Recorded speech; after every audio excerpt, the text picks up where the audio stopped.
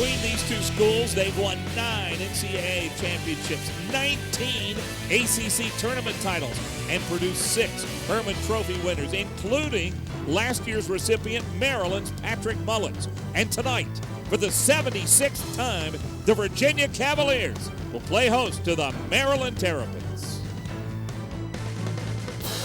It's a damp night in Charlottesville, but you better believe the action's going to be hot. We're at Klockner Stadium as the Cavaliers and the Terrapins get ready to do battle. Good evening, folks. I'm Mike Hogwood along with Richard Broad. Glad to have you with us tonight for ACC soccer. And Richard, when you talk about Virginia and Maryland, you crank it up just a little bit. It's going to be intense. An extra octave. Maryland went out, had a very difficult match with Notre Dame this week.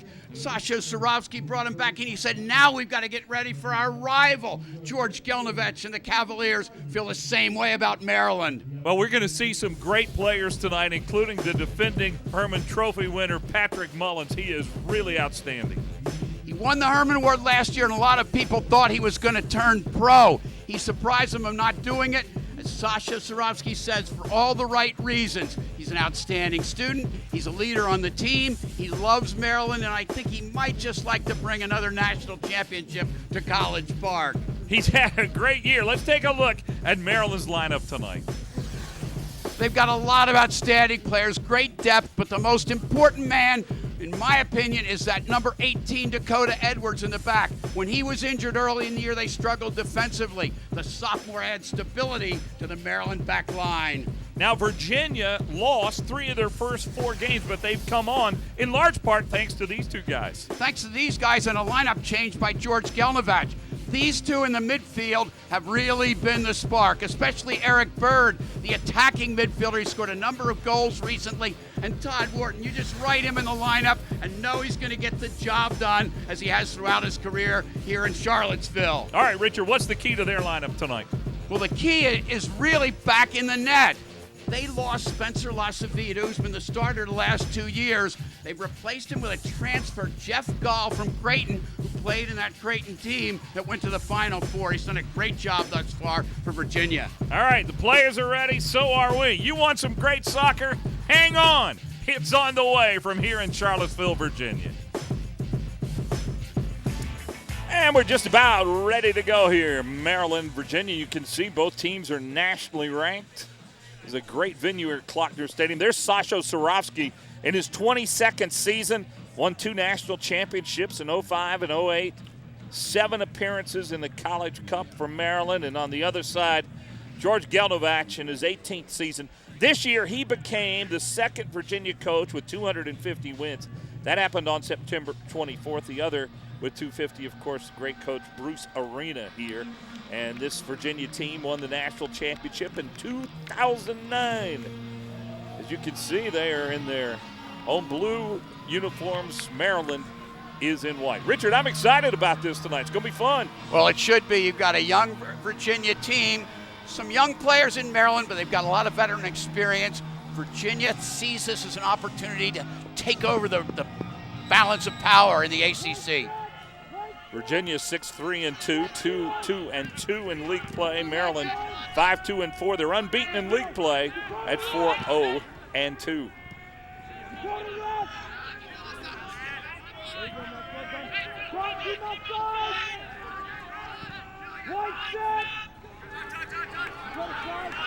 Number 20 for Virginia, Patrick Foss. That's been quite a story for the Cavaliers. It's a great story. Scott Thompson was a starter all his freshman year, part of this year, and Patrick Foss has moved into the lineup. He's soccer through and through. His dad is a soccer producer. His brother was captain at George Mason. He adds an element of creativity and a good left foot in the back.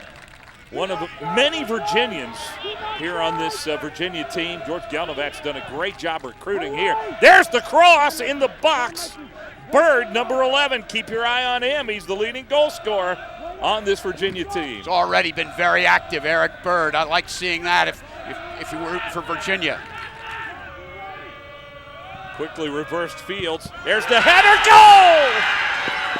The cross right in front of the goal, and number 31, Tsuba Indo out of Japan And what a difference maker he's been for this Maryland team, and they go up 1-0. He certainly has been. Usually it's Endo getting the ball and finding Mullins, but this is a great ball by Shiloh Shuma. Mullins running down the left side where he's very dangerous with that left foot. Gets a little bit of space, really good ball brought back in, and there's Endo finishing in the second minute of the game. Maryland up 1-0. Boy, that was a perfect ball there, wasn't it? Brilliant ball by Pat Mullins. He can not only score, but he can serve it. And that's the way to head the ball by Endo. Down on the goal line, little chance for Jeff Gall.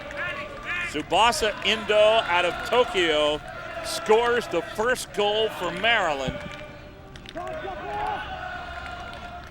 Has now 6 goals on the season.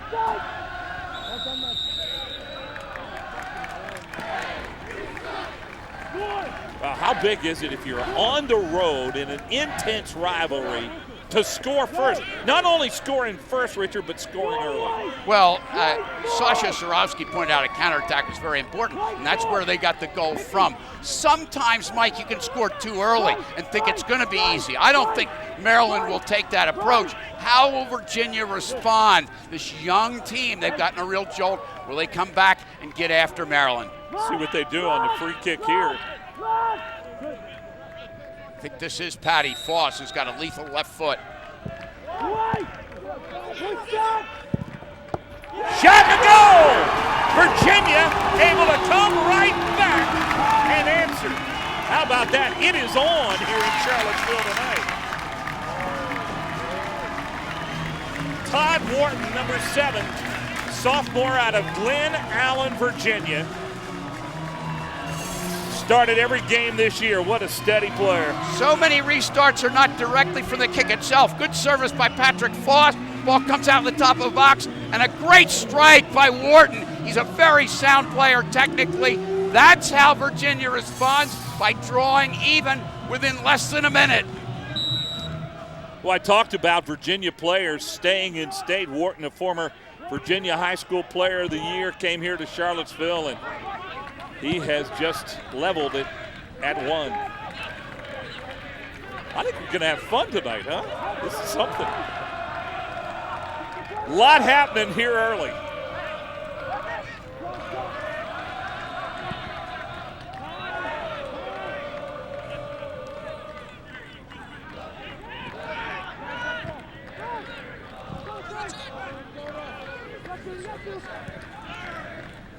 Keep your eye on Mullins. He's number 15. Number 31 there is Endo, who scored the goal.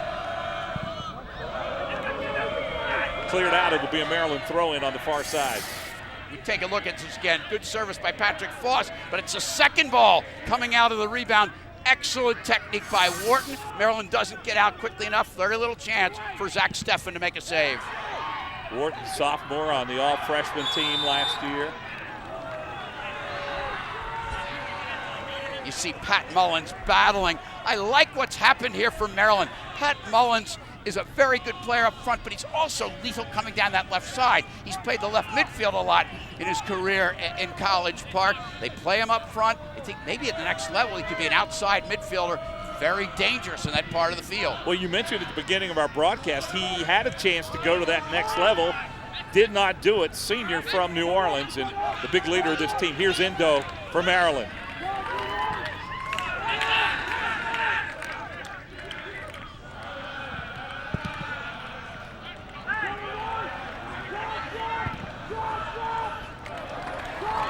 Great ball, ahead it goes to Virginia's number 12, Riggs Lennon, who's had a tremendous year. Very impressive player, the freshman Riggs Lennon, but a good work by Jeremy Raley to track back and deny the counterattacking opportunity.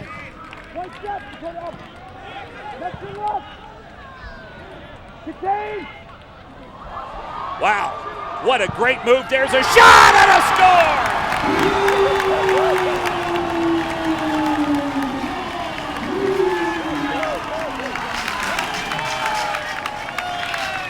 Wow, how about that?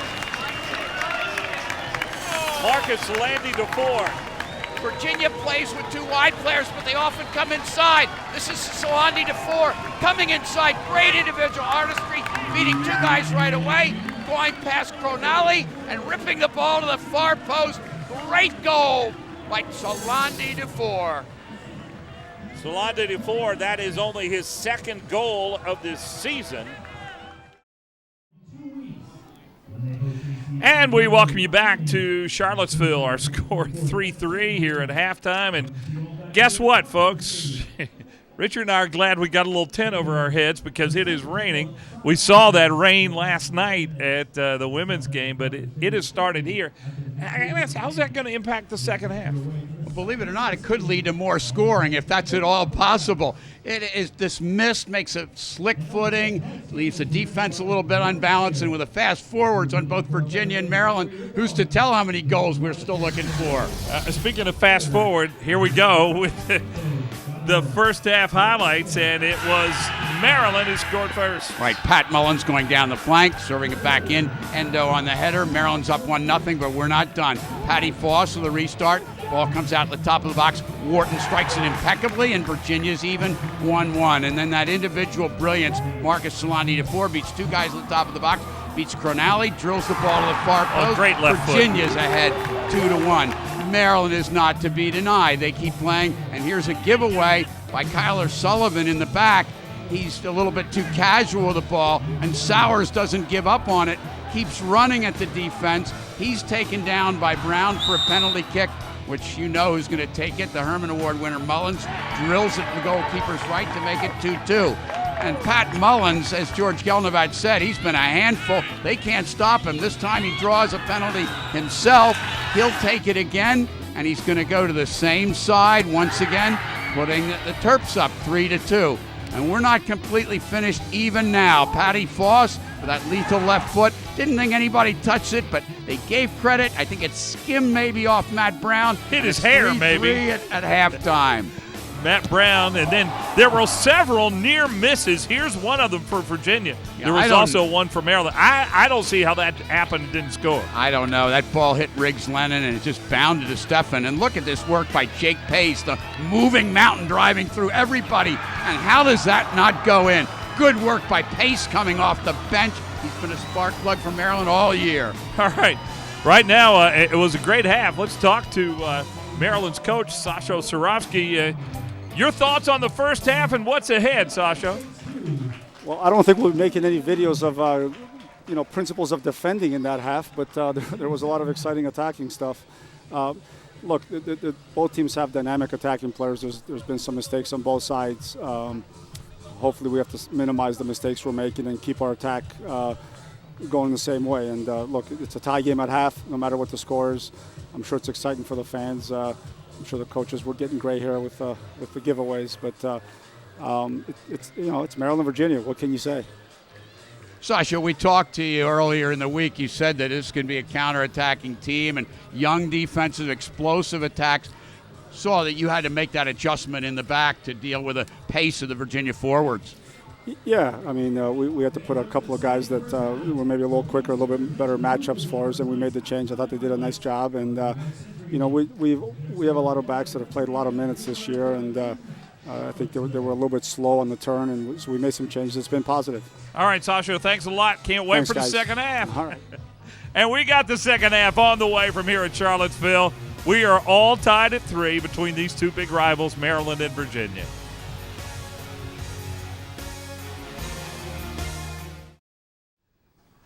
Thank you, Tom. Boy, I tell you what, this men's game between Virginia and Maryland was something special, Richard. 3-3, double overtime tie. But you never would have believed it the way this game started. Well, it exploded. 3 goals in the first 5 minutes and 6 goals in the first half. But I thought it showed the ability of these coaches to adjust. Sasha Surofsky bringing on those 2 youngsters, those 2 freshmen had the speed to deal with Virginia's fast forwards. And George Gelnovat showing great confidence in his more experienced defenders, keeping McBride and Brown in and denying Mullins much in the second half. Well, it was important if you're on the road to score first, and that's what Maryland did. The cross here, and Endo gets the goal, and it's 1-0 Maryland. On the end of a Mullins cross, Patrick Mullins involved in everything. And here's a restart. Patty Foss driving it in. Todd Wharton, top of the box, finishes it. In less than a minute, Virginia's got it tied. All right, here they come one more time. What a great move that was by Solandi Dalfor, who did not play in the second half. Didn't he? Must have carried an injury. He beat 2 players at the top of the box, beat Crognali at the end of the play, and puts the team on top, but Maryland's not done. Careless pass by Kyler Sullivan. Gets picked off by Sowers, runs at Brown, gets fouled, taken down, and you've got to figure that Pat Mullins will take the PK, and he converts, and it's 2-all. Yeah, he converted 2 penalty kicks. That's the second time this season he's had 2 penalty kicks. Another one's coming up right here. He earns it himself that time, and he goes to the same side. Maryland's up 3-2.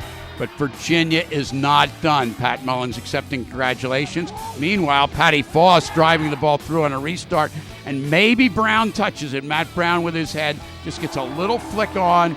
He gets credit for the goal. Patty Foss with a nice restart for the assist. And that's the way it ended. 3-3 in double overtime. You surprised that nobody scored in the second half or in the 2 overtime periods? It's funny. That's the way soccer is. It's a game where it's very easy to give up goals. Very hard to score them. We saw examples of both in these 2 halves and the overtime tonight. All right. For Richard Broad, I'm Mike Hogwood, and Dean Linke will send it back to you in the studio.